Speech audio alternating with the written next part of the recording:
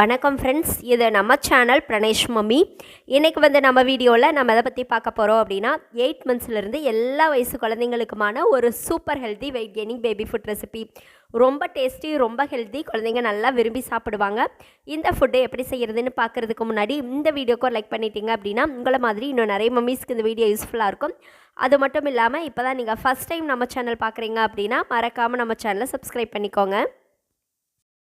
Okay friends, இந்த ரொம்பவே healthy and டேஸ்டியான wait gaining baby food recipe செய்கிறதுக்கு இன்றைக்கி நான் ஒரு 4லேருந்து 5 துண்டு அளவுக்கு நேந்திரம் பனானா. நேந்திரம் பழம் பார்த்திங்க அப்படின்னா கேரளா பனானா குழந்தைங்களுக்கு கொழு கொழுன்னு சூப்பராக வெயிட் கெய்னிங் ஆகும். இது கூடவே பார்த்திங்க அப்படின்னா 2 பாதாம் நல்லா ஊற வச்சுட்டு மேலே இருக்கிற தோலை உரிச்சிட்டு சேர்த்துக்கோங்க. இது கூடவே 2 பிஸ்தா சேர்த்துக்கோங்க. இது கூடவே பார்த்திங்க அப்படின்னா டேட்ஸு உள்ளே இருக்கிற விதையெல்லாம் எடுத்துட்டு டேட்ஸையும் இது கூட சேர்த்துட்டு இது கூடவே பார்த்திங்க அப்படின்னா ஒரு 3 ஸ்பூன் அளவுக்கு ஓட்ஸ் எடுத்து வச்சுருக்கேன். அந்த ஓட்ஸையும் சேர்த்துக்கலாம். இப்போது ஓட்ஸையும் இது கூடவே சேர்த்துட்டு தேவையான அளவுக்கு தண்ணி சேர்த்து இது நல்லா ஃபைனாக அரைச்சி எடுத்துகிட்டு வந்துடுங்க.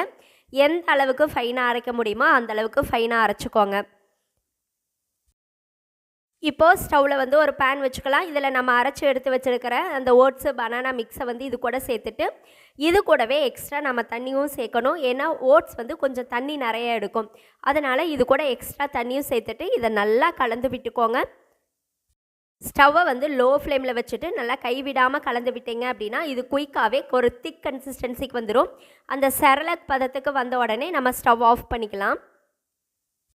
இப்போ பார்த்தீங்கன்னா இது குழந்தைங்களுக்கு எடுத்து விட்ற அந்த செரலக் கன்சிஸ்டன்சிக்கு வந்துருச்சு. இப்போ ஸ்டவ் ஆஃப் பண்ணிக்கலாம். சர்விங் பவுலுக்கு மாற்றிட்டு ஒரு மிதமான சூட்டில் மார்னிங் பிரேக்ஃபாஸ்ட், லஞ்சு, டின்னர் எந்த டைமில் வேணாலும் கொடுக்கலாம். இதில் சேர்த்துருக்கிற எல்லா பொருளுமே குழந்தைங்களுக்கு வெயிட் கெய்னிங் ஆகக்கூடியது தான். மசில்ஸ் எல்லாம் நல்லாவே ஸ்ட்ராங் ஆகும்.